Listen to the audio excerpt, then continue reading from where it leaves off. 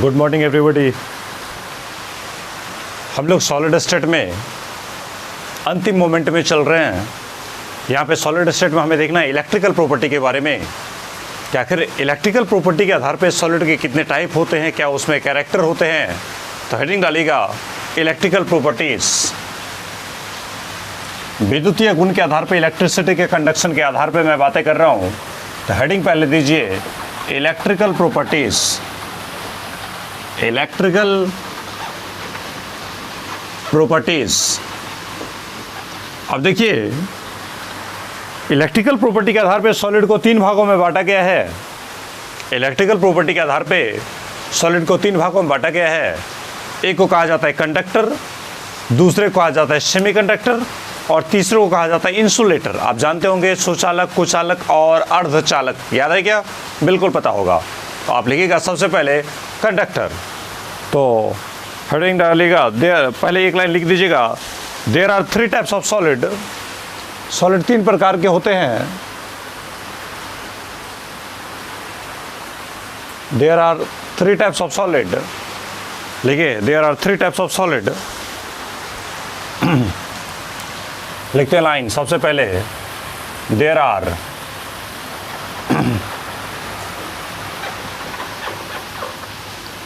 Three types of solid.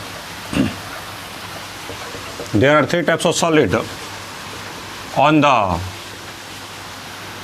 basis of conductivity. There are three types of solid. Solid के तीन प्रकार होते हैं on the basis of conductivity, चालकता के आधार पे। कंडक्टिविटी के आधार पे सॉलिड हमारे पास तीन प्रकार के होते हैं। पहला जो होता है, आप देखिए, पहला होता है आपका कंडक्टर। कंडक्टर किसे कहते हैं? तो देखिए वैसा सॉलिड जो इलेक्ट्रिसिटी कंडक्ट करती है बड़ी आसानी से, वैसा सॉलिड जो बड़े आसानी से बिना ज़्यादा रुकावट के करंट पास कर रहा है, उसी को कहा जाता है कंडक्टर। यानी कंडक्टर सुचालक जो सुंदर तरीके से इलेक्ट्रिसिटी पास करेगा, अच्छी खासा मात्रा में इलेक्ट्रिसिटी पास करेगा, विद्युत धारा पास करेगा, उसी का नाम रखा जाएगा कंडक्टर। लिखिएगा सच सॉलिड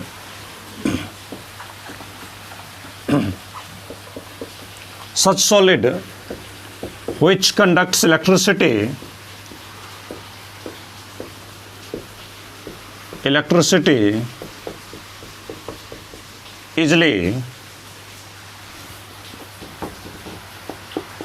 easily आसानी से is known as, वही जाना जाता है कंडक्टर के नाम से।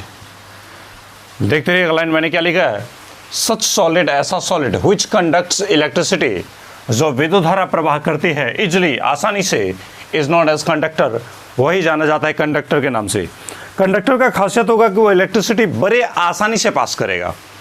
जैसे इसका कंडक्टिविटी रेंज की अगर बात किया जाए तो इसका कंडक्टिविटी रेंज काफ़ी ज़्यादा होता है, अच्छा खासा होता है।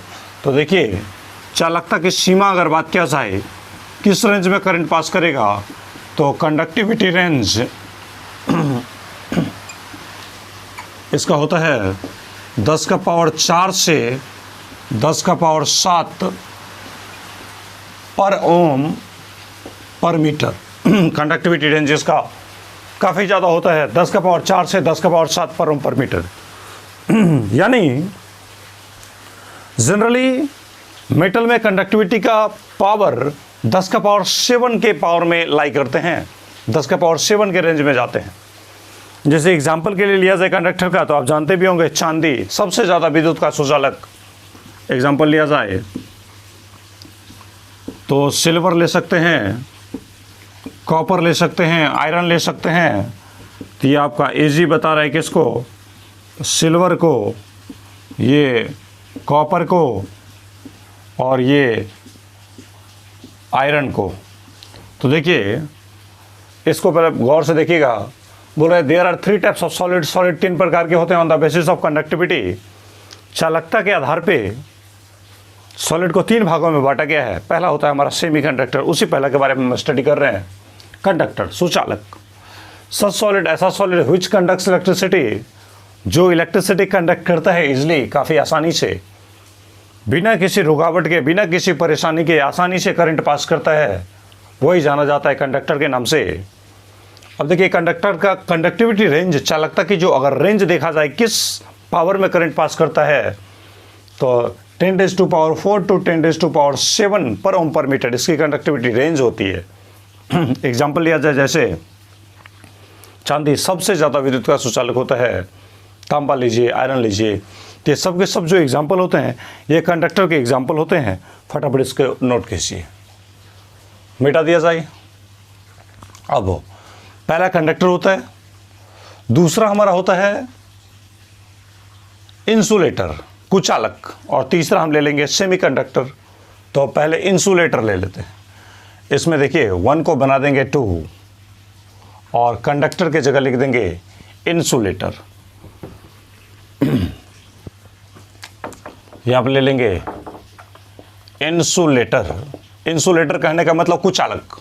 तो बता रहा है सच सॉलिड, ऐसा solid which do not conducts electricity,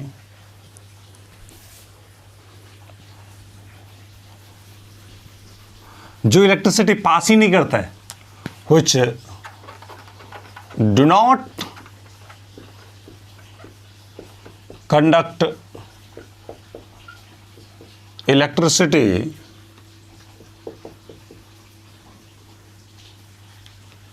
is known as insulator. उसी को हम लोग कहते हैं इंसुलेटर, वही हमारा बन जाता है इंसुलेटर। देखिए लाइन बता रहा है सच सॉलिड, ऐसा solid which do not conducts electricity, जो इलेक्ट्रिसिटी पास नहीं करता है, इज नॉट एज इंसुलेटर, वही कुचालक के नाम से जाना जाता है। ऐसे भी जब इलेक्ट्रिसिटी पास ही नहीं कर रहा है तो उसे तो हम कुचालक ही कहेंगे।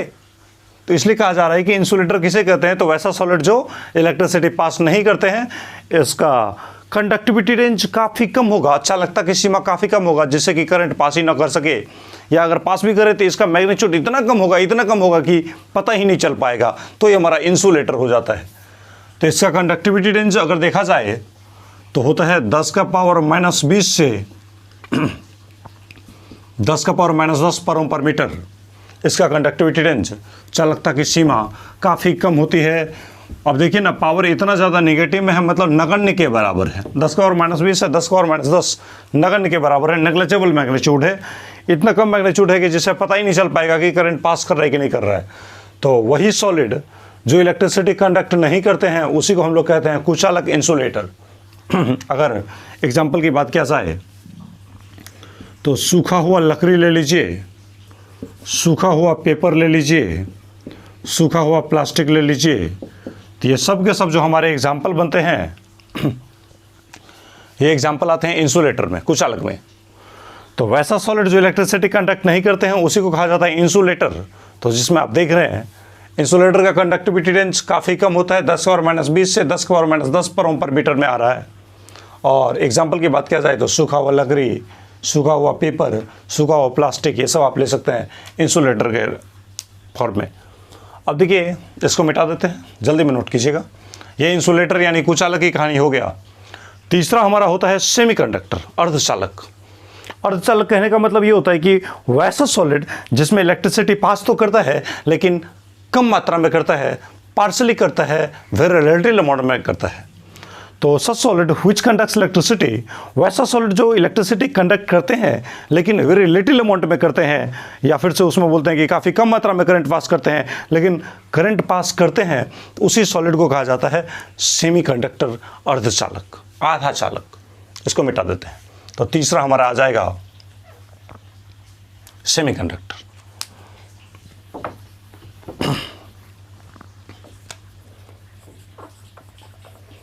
Semi conductor, such solid which conduct electricity, which conducts electricity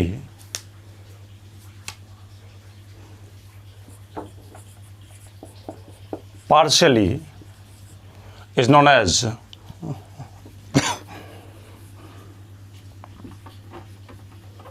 semi conductor. Such solid ऐसा सॉलिड व्हिच कंडक्ट्स इलेक्ट्रिसिटी, जो इलेक्ट्रिसिटी पास तो करता है पार्शली, अंशतः, या इसी को बोलेंगे इन लिटिल अमाउंट, कम मात्रा में, तो इज नॉन एज, वही जाना जाता है सेमी कंडक्टर के नाम से। वैसा सॉलिड जो इलेक्ट्रिसिटी पास तो करेगा लेकिन बड़ी आसानी से नहीं करेगा, बड़ी मुश्किल से करेगा, लेकिन करेगा, तो उसी का नाम दिया जाता है सेमी कंडक्टर। इसका कंडक्टिविटी रेंज ऐसा है कि बहुत कम भी नहीं है, बहुत ज़्यादा भी नहीं है, क्योंकि बहुत कम हो जाएगा, नगण्य हो जाएगा, तब तो वो इंसुलेटर बन जाएगा, कुचालक बन जाएगा। बहुत ज़्यादा हो जाएगा तब तो वो सुचालक बन जाएगा। कहने का मतलब वो आसानी से करंट पास कर रहा है, तब तो वो कंडक्टर बन जाएगा। तो इसका कंडक्टिविटी रेंज बीच में आना चाहिए, इंसुलेटर और सेमीकंडक्टर के बीच में, सॉरी, सेमीकंडक्टर से ये इंसुलेटर और कंडक्टर के बीच में आने चाहिए। तो यार 10⁻⁻10 से 10⁴ पर ओम पर मीटर, इसका कंडक्टिविटी रेंज यही होता है। इसके एग्जाम्पल अगर लिए जाए तो बड़े फेमस एग्जाम्पल होते हैं, याद रखिएगा। सेमीकंडक्टर, ये आप याद ही रखिएगा कि वैसा सॉलिड जो इलेक्ट्रिसिटी पास करता है पार्शली, पार्शली का मतलब अंशतः यानी आंशिक रूप से थोड़ा थोड़ा, वही जाना जाता है सेमीकंडक्टर के नाम से। इसका कंडक्टिविटी रेंज 10⁻⁻10 से 10⁴ पर ओम पर मीटर होता है। इसके एग्जाम्पल लिया जाए, सिलिकॉन, जर्मेनियम, सिलिकॉन, या इसी को बोलते हैं यहाँ पे जर्मेनियम। अब देखिए, ये सेमीकंडक्टर हो गया। अब देखिए, करंट अगर कहीं पास करते हैं तो करंट दो तरह से हम लोग पास कर पाते हैं, एक लिक्विड स्टेट में और एक मेटल के रॉड में। तो लिक्विड स्टेट में जो करंट पास करते हैं उसको हम लोग कहते हैं इलेक्ट्रोलाइटिक कंडक्टेंस। लेकिन यदि किसी मेटल के रॉड में अगर करंट जाता है तो उसको हम लोग कहते हैं मेटालिक कंडक्टेंस। फिर से सुनिएगा मैंने क्या बोला।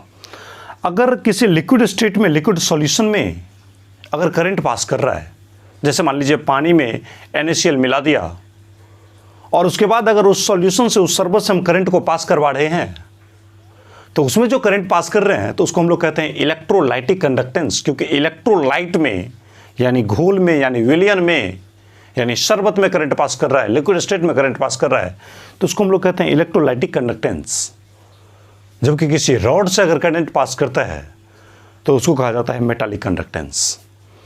अब इलेक्ट्रोलाइटिक कंडक्टेंस के जिम्मेदार फैक्टर होते हैं उसमें उपस्थित आयन। जैसे NaCl का सॉल्यूशन है, इसका मतलब वो पानी में NaCl को आपने डाला है, और जैसे ही NaCl पानी में गया तो पानी में जाने के बाद NaCl टूट गया, Na+ अलग और Cl- अलग। मेरे कहने का मतलब पहले समझिए आप। मैंने आपको बोला कि NaCl को अगर आपने पानी में डाला तो पानी में जाने के बाद NaCl टूट जाएगा Na+ और Cl- के फॉर्म में। और यही जो Na+ पॉजिटिव आयन और यही Cl- नेगेटिव आयन, इस आयन के मूवमेंट के कारण जो चार्ज का फ्लो होगा, उस चार्ज के फ्लो के कारण जो पर यूनिट टाइम में जो चार्ज का फ्लो होगा, उसी से हमारा करंट बन जाएगा। जैसे आप देख रहे हैं कि आप जानते होंगे करंट बराबर होता है flow of charge per unit time. इसका मतलब ये हुआ कि यूनिट टाइम में जितने चार्ज का फ्लो होगा वही कहलाता है करंट। तो शरबत में या लिक्विड स्टेट में अगर करंट पास करते हैं तो उसके लिए जिम्मेदार होते हैं आयन, उसमें उपस्थित कैटाइन और एनायन। लेकिन मेटल में, किसी रॉड में अगर करंट पास कर रहा है, किसी तार में अगर करंट पास कर रहा है, तो उसके लिए जिम्मेदार होते हैं उस मेटल का बाहरी कक्षा का इलेक्ट्रॉन, वैलेंस इलेक्ट्रॉन। तो फिर से मैं यहाँ से 2 लाइन लिखता हूँ, हालांकि एक लाइन हमारे यहाँ से पॉइंट की बातें नहीं होते हैं कि सॉल्यूशन के बारे में हम लोग यहाँ पे स्टडी नहीं कर रहे हैं, क्योंकि हम लोग जो भी कंडक्टिविटी देख रहे हैं सॉलिड स्टेट में कंडक्टिविटी देख रहे हैं, तो सॉल्यूशन में तो हमें देखना नहीं है। हालांकि इन दोनों बातों को, इलेक्ट्रोलाइटिक कंडक्टेंस और मेटालिक कंडक्टेंस, इन दोनों का कंपेरिजन किया जाता है इलेक्ट्रोकेमिस्ट्री नाम के चैप्टर में, आपके तीसरे चैप्टर में। लेकिन फिर भी हमें तो सॉलिड स्टेट के बारे में जानना ही है, तो एक लाइन में एक्स्ट्रा लिख देता हूँ। चलिए इसको मिटाते हैं। एक लाइन लिखिएगा,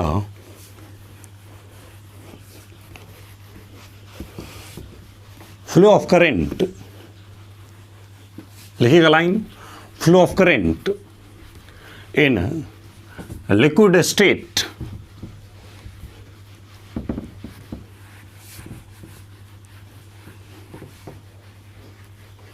flow of current in liquid state is known as electrolytic conductance. हम लिख रहे हैं flow of current in liquid state, flow of current, current का flow in liquid state, liquid अवस्था में, यानी इसी को ब्रैकेट में आप लिख दीजिए solution phase is known as electrolytic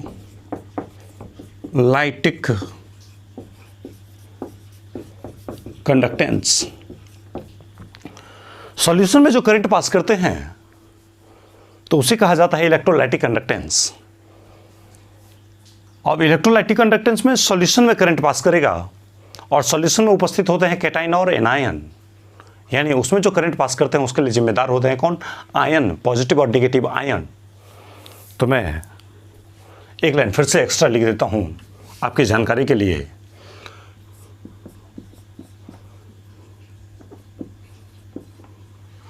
electrolytic conductance, electrolytic conductance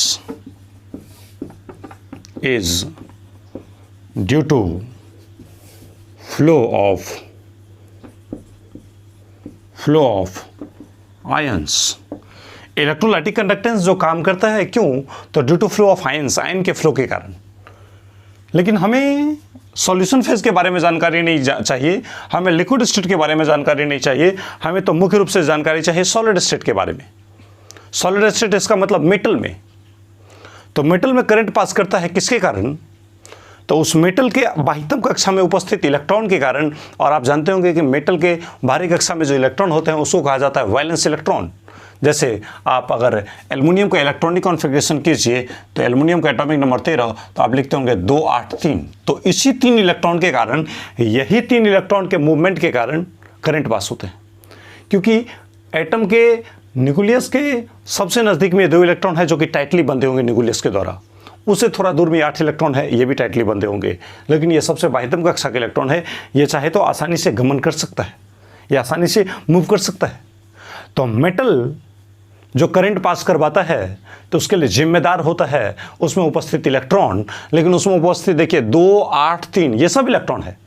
लेकिन जो सबसे बाहरी कक्षा में है, जो सबसे आउटर मोस्ट ऑर्बिट में जो इलेक्ट्रॉन है, वही हमारे लिए जिम्मेदार होते हैं। तो metal conducts electricity due to free valence electron. इस वैलेंस इलेक्ट्रॉन के स्वतंत्र होने के कारण, इस वैलेंस इलेक्ट्रॉन के फ्री होने के कारण ही मेटल इलेक्ट्रिसिटी कंडक्ट करते हैं। तो इस बात को थोड़ा नोट कीजिएगा। Metal conducts electricity due to free valence electron. Metal electricity conduct करते हैं किसके कारण? तो फ्री वैलेंस इलेक्ट्रॉन के कारण। जैसे आप देखिए, आप एक एग्जांपल के लिए लिखा जाए, एल्युमिनियम ले लीजिए। एल्युमिनियम आप क्या करते हैं? 13। तो इलेक्ट्रॉनिक कॉन्फ़िगरेशन करेंगे तो 1s2, 2s2, 2p6, 3s2, 3p1, 2 2 4 6 10, दोबारा 1 13 इलेक्ट्रॉन हो गया। अब अगर ये सबसेल वाइज इलेक्ट्रॉनिक कॉन्फ़िगरेशन है, अब इसका अगर सेल वाइज इलेक्ट्रॉनिक कॉन्फ़िगरेशन देखा जाए तो पहला ऑर्बिट में, एल्युमिनियम के पहला ऑर्बिट में, पहला के s में है 2 इलेक्ट्रॉन। अब देखिए, दूसरा के s में है 2 और दूसरा के p में है 6। तो टोटल दूसरा ऑर्बिट में इलेक्ट्रॉन कितना हो गया? 2 और 6 8। इसी तरह से तीसरा के s में है 2 और तीसरा के p में है 1। तो तीसरा ऑर्बिट का टोटल इलेक्ट्रॉन हो गया 3। यही 3 जो बाहरी कक्षा के इलेक्ट्रॉन है, इस इलेक्ट्रॉन का नाम होता है वैलेंस इलेक्ट्रॉन। और इसी इलेक्ट्रॉन के कारण मेटल इलेक्ट्रिसिटी कंडक्ट करेगा। तो बोल रहा है कि मेटल कंडक्ट्स इलेक्ट्रिसिटी, यानी धातु विद्युत का सुचालक होता है due to free valence electron. इस वैलेंस इलेक्ट्रॉन के, इस बाहरी कक्षा के इलेक्ट्रॉन के स्वतंत्र होने के कारण, फ्री होने के कारण इलेक्ट्रिसिटी कंडक्ट करते हैं। मिटाते हैं फिर से, फटाफट इसको नोट कीजिए। अब आगे बोल रहा है कि देखिए एटॉमिक ऑर्बिटल आपस में कंबाइन करते हैं। सबसे पहली बात यह है कि एटॉमिक ऑर्बिटल के बीच में एनर्जी का डिफरेंस कम होता है, काफ़ी नज़दीक में एनर्जी होते हैं। वो एटॉमिक ऑर्बिटल आपस में मिक्सिंग करते हैं, एटॉमिक ऑर्बिटल आपस में कंबाइन होते हैं। कंबाइन होने के बाद जो ऑर्बिटल निकलते हैं वो बनता है मॉलिक्यूलर ऑर्बिटल, और इसी मॉलिक्यूलर ऑर्बिटल को हम लोग बैंड भी कहते हैं। और ये जो मॉलिक्यूलर ऑर्बिटल का जो सेट है, ये बैंड है, ये बैंड दो भागों में बढ़ जाता है। एक का नाम रखा जाता है वैलेंस बैंड और दूसरे का नाम रखा जाता है कंडक्शन बैंड। वैलेंस बैंड की अगर बात किया जाए तो वैलेंस बैंड का एनर्जी कम होता है और कंडक्शन बैंड की एनर्जी ज़्यादा होता है। वैलेंस बैंड या तो पूरा भरा होगा यानी तो आंशिक रूप से भरा होगा, लेकिन कंडक्शन बैंड या तो थोड़ा मोड़ा भरा होगा, आंशिक रूप से भरा होगा, या पूरा का पूरा खाली होगा। जब इलेक्ट्रॉन वैलेंस बैंड से कंडक्शन बैंड पे जाते हैं तो वहीं पे करंट फ्लो होता है। तो क्या होता है कि बैंड के बीच में गैप होते हैं। तो मेटल में, या आप बात कीजिए कंडक्टर में, ये एटॉमिक ऑर्बिटल एक दूसरे के साथ ओवरलैप करते हैं, इस वजह से बैंड के बीच में गैप नहीं होता है। तो मेटल में खासियत क्या होता है कि वैलेंस बैंड से कंडक्शन बैंड में इलेक्ट्रॉन अपने आप जंप कर जाता है, बेवजह आसानी से दिन प्रतिदिन अपने आप बहता रहता है। वैलेंस बैंड से कंडक्शन बैंड में अपने आप जाता है। तो इस वजह से उसमें ज़्यादा प्रतिरोध नहीं होता है, करंट आसानी से पास करता है, इसलिए हम लोग उसे कंडक्टर के सीरीज में रखते हैं। लेकिन अगर वैलेंस बैंड और कंडक्शन बैंड के बीच में थोड़ा सा गैप आ जाए, लेकिन गैप उतना भी ज़्यादा ना हो, गैप इतना हो कि जिससे कि करंट कुछ मात्रा में पास कर सके, मतलब इलेक्ट्रॉन कुछ मात्रा में वैलेंस बैंड से कंडक्शन बैंड में जंप कर सके, तो उसे हम लोग रखते हैं सेमीकंडक्टर के सीरीज में। लेकिन यदि ऐसा हो जाए कि वैलेंस बैंड और कंडक्शन बैंड के बीच में जो एनर्जी का गैप है वो काफ़ी ज़्यादा कर दिया जाए, जिससे कि वैलेंस बैंड का इलेक्ट्रॉन कंडक्शन बैंड में जा ही नहीं पाए, तो उस समय में हम उसे इंसुलेटर कहते हैं, कुछ अलग कहते हैं। क्योंकि इलेक्ट्रॉन जब जा ही नहीं पा रहा है तब तो कोई बात ही नहीं है, करंट की तो बात ही नहीं रहेगी। तो इसलिए हम एक लाइन फिर से लिखते हैं, इसको फटाफट नोट कीजिएगा। नोट कर लिए होंगे, मिटा देते हैं।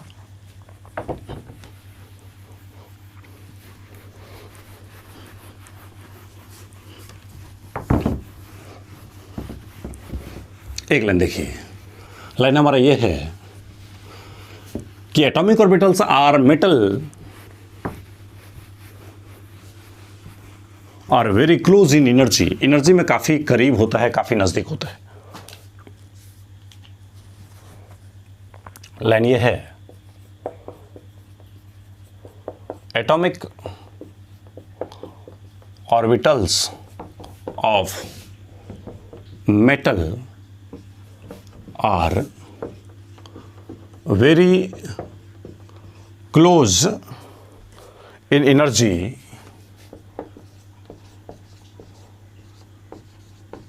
लाइन ये बता रहा है कि atomic orbitals of metal are very close in energy. Metal का जो एटॉमिक ऑर्बिटल होता है वो एनर्जी में काफ़ी नज़दीक होते हैं, यानी मेटल के एटॉमिक ऑर्बिटल के बीच में एनर्जी का गैप काफ़ी कम होता है, काफ़ी नज़दीकी एनर्जी का मामला होता है। ये एटॉमिक ऑर्बिटल, ये एटॉमिक ऑर्बिटल एनर्जी के दृष्टिकोण से समझिए दोनों करीब करीब ही हैं। ये एटॉमिक ऑर्बिटल, ये एटॉमिक ऑर्बिटल, और समझिए कि एनर्जी के दृष्टिकोण से लगभग दोनों सटे हुए हैं। तो इसलिए कहा जाता है कि atomic orbitals of metal are very close in energy. Metal का जो एटॉमिक ऑर्बिटल होता है वो काफ़ी ज़्यादा एनर्जी में क्लोज होते हैं। वो एक दूसरे से हमेशा ढकते रहते हैं, एक दूसरे पे हमेशा चढ़ते रहते हैं। ये एक एटॉमिक ऑर्बिटल, ये एक एटॉमिक ऑर्बिटल, ऐसे होते हैं। तो देखिए एनर्जी में काफ़ी नज़दीक है, क्योंकि एक दूसरे से दोनों लगभग सटे हुए हैं, इसलिए वो दोनों एक दूसरे पे चढ़ते रहते हैं, एक दूसरे को ढकते रहते हैं, एक दूसरे से ओवरलैप करते रहते हैं। तो these atomic orbitals overlap with each other forms molecular orbital.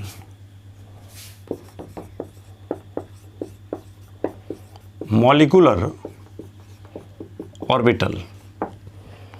Line ये बता रहे कि ये जो एटॉमिक ऑर्बिटल होते हैं उसके बीच में एनर्जी का डिफरेंस काफ़ी कम होता है, और एनर्जी का डिफरेंस काफ़ी कम होने की वजह से ये एक दूसरे से ढकते रहते हैं, एक दूसरे पे चढ़ते रहते हैं, एक दूसरे के साथ ओवरलैप करते रहते हैं, और ओवरलैप करने से जो ऑर्बिटल बनता है उसका नाम होता है मॉलिक्यूलर ऑर्बिटल। लाइन देखिए बोल रहा है atomic orbitals of metal are very close in energy. Metal का जो एटॉमिक ऑर्बिटल होते हैं वो एनर्जी के दृष्टिकोण से काफी नजदीक होते हैं, और आगे बता रहे हैं कि these atomic orbitals overlap with each other. ये जो एटॉमिक ऑर्बिटल होते हैं वो एक दूसरे के साथ ओवरलैप करते हैं, एक दूसरे पे चढ़ते हैं, एक दूसरे को ढकते हैं, फॉर्म्स मॉलिक्यूलर ऑर्बिटल, और मॉलिक्यूलर ऑर्बिटल का निर्माण कर देते हैं। ये जो मॉलिक्यूलर ऑर्बिटल होता है ये मॉलिक्यूलर ऑर्बिटल बैंड के नाम से जाना जाता है। तो लिखते हैं फिर से, these set of molecular orbital, ये जो मॉलिक्यूलर ऑर्बिटल का जो सेट होता है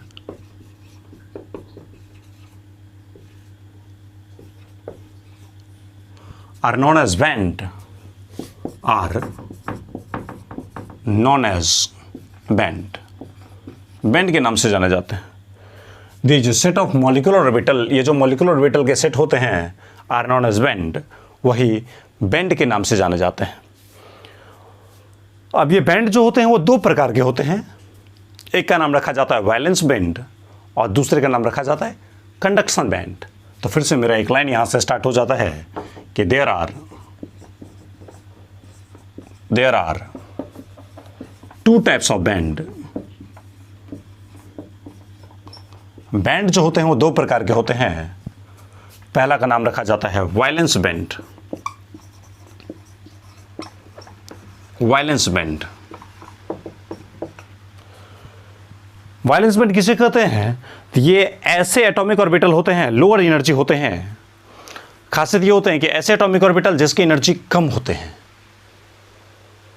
और एनर्जी कम है लेकिन उसमें इलेक्ट्रॉन रहता है, चाहे पूरा भरा रहे या अंशतः भरा रहे, लेकिन उसमें इलेक्ट्रॉन रहेगा।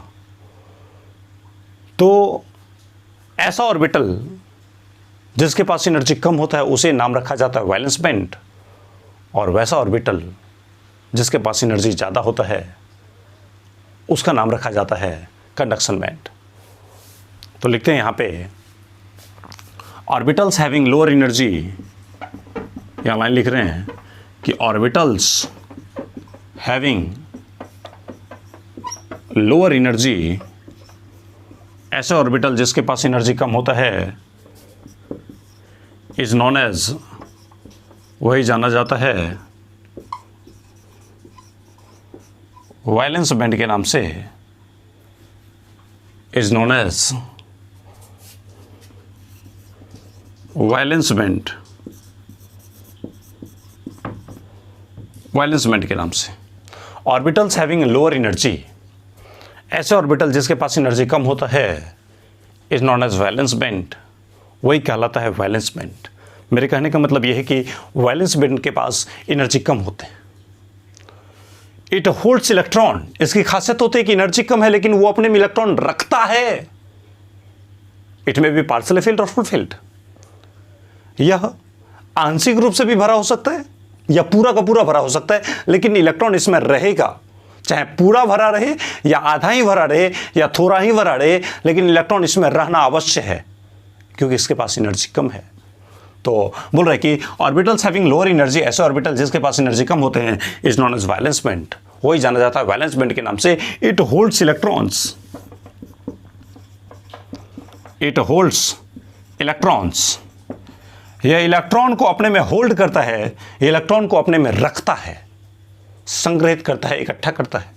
इसके पास इलेक्ट्रॉन की औकात होती है, इलेक्ट्रॉन रखने की क्षमता होती है, इसलिए इलेक्ट्रॉन रखता है।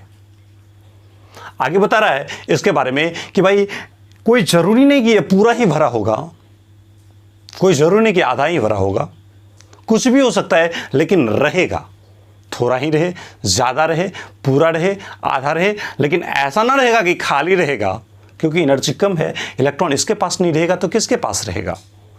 तो सिंपल से लाइन वही है यहाँ पे कि it may be partially field, यह आधा भरा हो सकता है और या फुल फिल्ड या पूरा भरा हो सकता है। इट में भी पार्शियली फिल्ड और फुल फिल्ड, ये आधा भी भरा हो सकता है, पूरा भी भरा हो सकता है, लेकिन ऐसा नहीं कि इसके पास इलेक्ट्रॉन नहीं होगा, इसके पास इलेक्ट्रॉन होगा। मेरे कहने का मतलब ये है।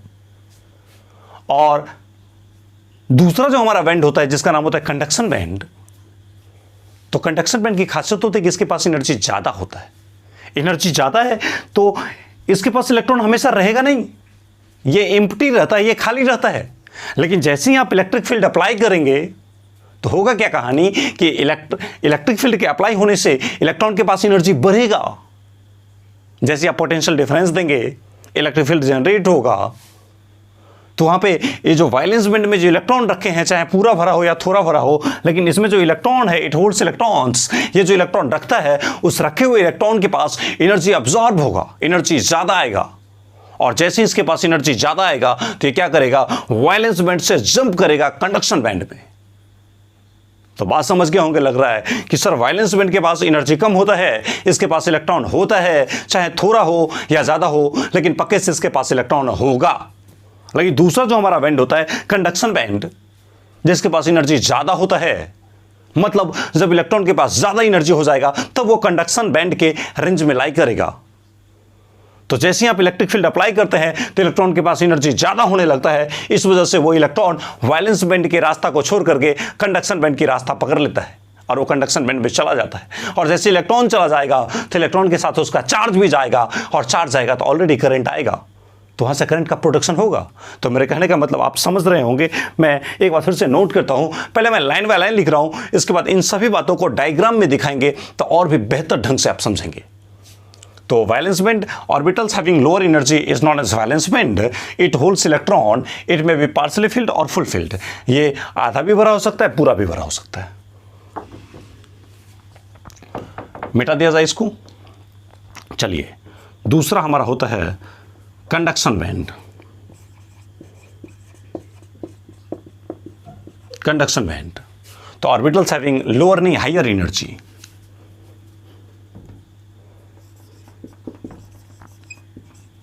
orbitals having higher energy is known as conduction band, वही जाना जाता है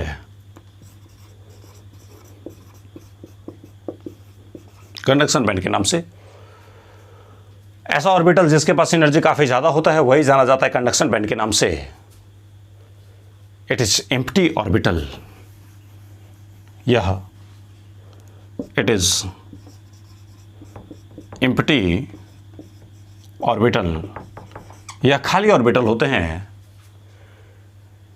अब देखिए ये खाली ऑर्बिटल होते हैं तो जनरली ये खाली ही होते हैं, ये जनरली खाली होते हैं, लेकिन कभी कभार इनसाइड थोड़ा इलेक्ट्रॉन इसमें हो भी सकता है, मतलब पार्शियली फिल्ड भी हो सकता है, थोड़ा सा इलेक्ट्रॉन रख भी सकता है। It will be, it is empty orbital, ये एम्प्टी ऑर्बिटल हो सकते हैं। इट में भी पार्शियली फिल्ड, यह थोड़ा सा अंशतः आंशिक रूप से भरा भी हो सकता है। अब देखिए फिर से अगर बात किया जाए,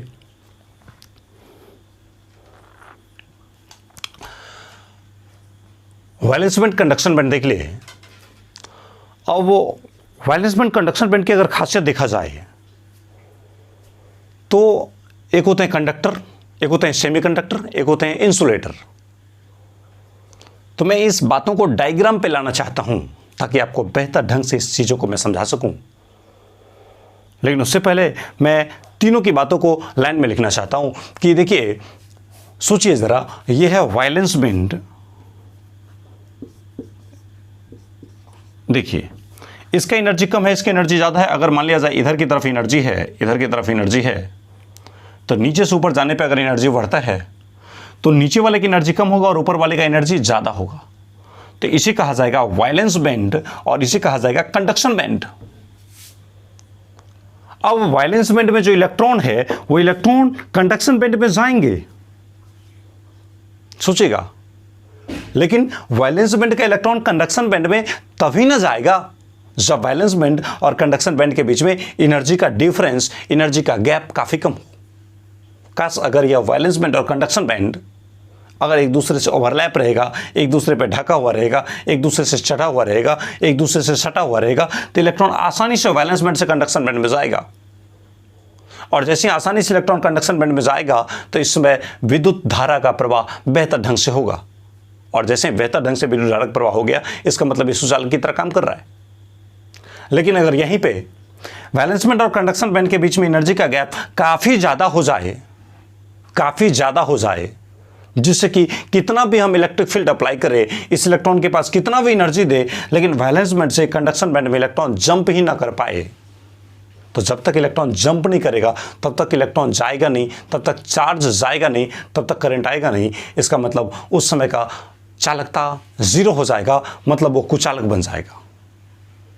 और ऐसा भी हो सकता है कि सर वैलेंस बैंड और कंडक्शन बैंड के बीच में एनर्जी गैप हो, लेकिन ना तो सटा हो ना तो इतना ज़्यादा हटा हो कि इलेक्ट्रॉन जा ही नहीं सकता है।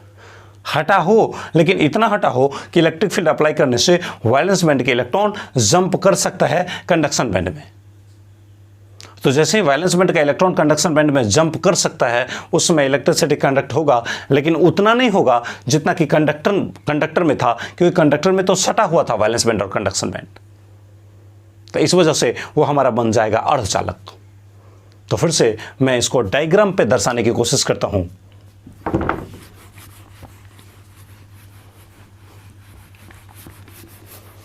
लिखते हैं valence band, conduction band. Valence band के पास एनर्जी कम है, कंडक्शन बैंड के पास एनर्जी। डिफरेंट मेटल से अलग अलग करंट आते हैं। एक सोचने वाली बात है कि डिफरेंट मेटल से अलग अलग करंट आते हैं, तो आखिर डिफरेंट मेटल से अलग अलग करंट क्यों आते हैं? तो उसके लिए जिम्मेदार हमारे पास फैक्टर होते हैं। क्या चीज़? तो उन वैलेंस बैंड और कंडक्शन बैंड के बीच में एनर्जी का डिफरेंस। हर मेटल का वैलेंस बैंड और कंडक्शन बैंड में एनर्जी का डिफरेंस अलग अलग होता है। इस वजह से हर मेटल का कंडक्टिविटी भी अलग अलग होता है। तो एक लाइन आप लिखिएगा नोट करके कि variation of electricity, variation of electricity, electricity में variation of electricity of metal, metal के इलेक्ट्रिसिटी में variation is due to, variation of electricity of metal is due to difference in energy,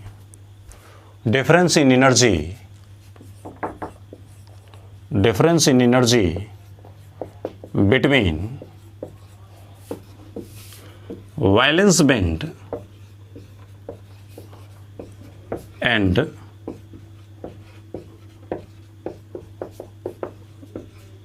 conduction band। लाइन बता रहा है क्या चीज? Variation of electricity of metal. Metal जो इलेक्ट्रिसिटी कंडक्ट करते हैं उसमें वेरिएशन किसके कारण आता है? तो difference in energy between valence band और कंडक्शन बैंड। वैलेंस बैंड और कंडक्शन बैंड के बीच में एनर्जी के डिफरेंस होने के कारण इलेक्ट्रिसिटी के कंडक्शन में वेरिएशन आता है। अब बातें देखिए, वैलेंस बैंड, कंडक्शन बैंड। सोचिए, वैलेंस बैंड यहां पे है, वैलेंस बैंड, कंडक्शन बैंड यहां पे है, ये देखिए कंडक्शन बैंड। दोनों के बीच में एनर्जी का डिफरेंस अगर कम होगा, सोचिए वैलेंस बैंड और कंडक्शन बैंड के बीच में एनर्जी का डिफरेंस कम होगा तो वैलेंस बैंड का इलेक्ट्रॉन आसानी से कंडक्शन बैंड में जाएगा, तो इलेक्ट्रिसिटी कंडक्ट होगा, तो ये हमारा बन जाएगा सुंदर चालक। तो मेटल में जनरली क्या होता है कि वैलेंस बैंड और कंडक्शन बैंड के बीच में एनर्जी का डिफरेंस कम होता है। जो मेटल सबसे ज्यादा विद्युत धारा का सुचालक होता है, इसका मतलब क्या होता है कि उसका वैलेंस बैंड और कंडक्शन बैंड सटा हुआ रहता है, जिस वजह से आसानी से इलेक्ट्रॉन मूव कर सकता है वैलेंस बैंड से कंडक्शन बैंड की ओर, जैसे ही आप इलेक्ट्रिक फील्ड अप्लाई करेंगे। तो तो इस वजह से वो सुंदर तरीके से करंट पास कर रहे हैं, यानी सुचालक के एग्जाम्पल है। लेकिन अगर एनर्जी का डिफरेंस थोड़ा सा ज़्यादा हो जाए, थोड़ा सा ज़्यादा, जिसमें कि थोड़ा सा ज़्यादा एनर्जी देने पे इलेक्ट्रॉन पूरा नहीं जाए, थोड़ा थोड़ा मात्रा में जाए, इलेक्ट्रॉन थोड़ा थोड़ा मात्रा में कंडक्शन बैंड में मूव करे, पूरा का पूरा मूव करेगा, इसका मतलब ये दोनों VB और CB दोनों सटे हुए हैं, तब तो वो मेटल बन जाएगा और मेटल में भी सुंदर चालक बन जाएगा। लेकिन अगर थोड़ा सा गैप हो जाए, जिससे कि सभी इलेक्ट्रॉन जंप नहीं कर पाए, कुछ मात्रा में इलेक्ट्रॉन जंप करे वैलेंस बैंड से कंडक्शन बैंड की ओर, इसका मतलब दोनों के बीच में थोड़ा गैप आ गया है, तो वो बन जाता है हमारा सेमीकंडक्टर। लेकिन अगर वैलेंस बैंड और कंडक्शन बैंड के बीच में इतना ज़्यादा गैप हो जाए कि कितना भी हम इलेक्ट्रिक फील्ड अप्लाई करें, यहाँ के इलेक्ट्रॉन के पास उतना एनर्जी आ ही नहीं पाता है जिससे कि वो इलेक्ट्रॉन वैलेंस बैंड से कंडक्शन बैंड में जंप करेगा, तो इसका मतलब वो हमारा बन जाता है कुचालक। फिर से ये बातें मैं अगले वीडियो में लेके आ रहा हूँ, इस बातों को मैं अगले वीडियो में जस्ट पढ़ा रहा हूँ। अगर ये अभी तक की बातें जानकारी समझ में आई हो तो पक्के से हमारे वीडियो को एक बार लाइक करें और लगातार इन तरह की सर्विस से जुड़े रहने के लिए हमारे चैनल को अवश्य शेयर और सब्सक्राइब करें। तो मिलते हैं फिर से अगले वीडियो में जस्ट यहीं से पॉइंट को लेकर के। Thank you.